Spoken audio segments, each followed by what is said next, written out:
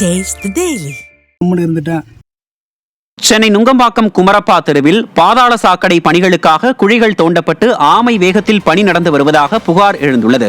மேலும் பாதாள சாக்கடை பணிகளுக்காக குழி தோண்டப்பட்டதால் பள்ளி மாணவர்கள், வாகன ஓட்டிகள் அவசர உதவிகளுக்கு மருத்துவமனை செல்வதற்கு கூட பெரும் அவதிக்குள்ளாவதாக அப்பகுதி மக்கள் வேதனை தெரிவித்துள்ளனர். குறிப்பாக வடகிழக்கு பருவமழை தொடங்க உள்ள நிலையில் தற்போது பாதாள சாக்கடை பணிகளை மேற்கொள்வது போகாத ஊருக்கு வழி தேடுவது போல் உள்ளதாக விளம்பர ஸ்டாலின் ஆட்சி மீது மக்கள் குற்றம் சாட்டியுள்ளனர். விழுப்புரம் மாவட்டம் திண்டிவனத்தில் ஸ்டாலின் கட்சியினரும் விடுதலை சிறுத்தைகள் கட்சியினரும் போட்டி போட்டு வைத்துள்ள பேனர்களால் பொதுமக்களுக்கு பெரும் இடையூறு ஏற்பட்டு வருகிறது.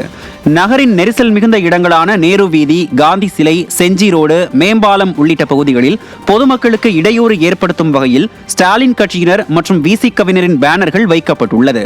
குறிப்பாக திமுக பவள விழாவிற்காக வைக்கப்பட்ட பேனர்கள் பல நாட்களாக அகற்றப்படாத அவலம் நீடிக்கிறது.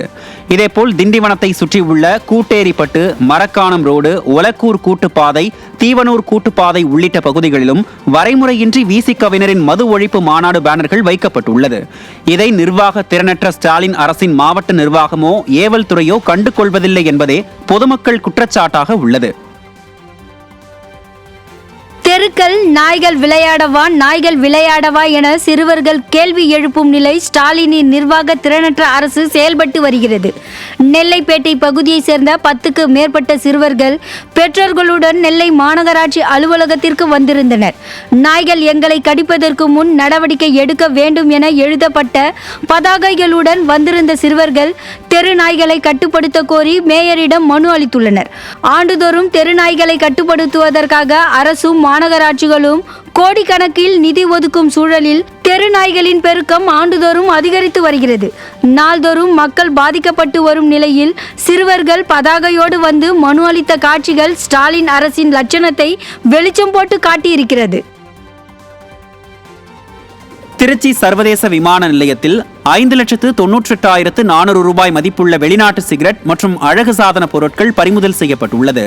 ஷார்ஜாவில் இருந்து இண்டிகோ விமானம் மூலம் திருச்சி வந்த பயணிகள் விமானத்தை சுங்கத்துறை அதிகாரிகள் சோதனையிட்ட போது பயணி ஒருவரிடமிருந்து உரிய அனுமதியின்றி எடுத்து வரப்பட்ட 1,55,380 மதிப்புள்ள 9,140 சிகரெட்டுகளையும் 47,000 மதிப்புள்ள அழகு சாதன பொருட்களையும் பறிமுதல் செய்தனர்.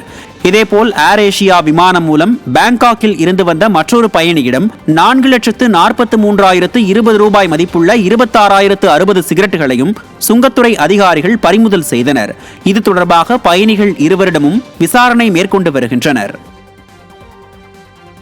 சென்னை சைதாப்பேட்டையில் வைகை எக்ஸ்பிரஸ் ரயிலில் காலை நீட்டி பயணம் செய்த பாலமுருகன் நடைமேடையில் கால் மோதி கீழே விழுந்து ரயிலில் சிக்கி பரிதாபமாக உயிரிழந்தார். கடலூர் மாவட்டம் காட்டுமன்னார் கோவிலை சேர்ந்த இவர் முன்பதிவில்லா பெட்டியின் படிக்கட்டில் அமர்ந்து பயணம் செய்தார். இந்த விபத்து குறித்து சிசிடிவி காட்சிகள் வெளியாகி அதிர்ச்சியை ஏற்படுத்தி உள்ளது. இந்த விபத்து குறித்து மாம்பலம் ரயில்வே காவல்துறையினர் விசாரணை நடத்தி வருகின்றனர்.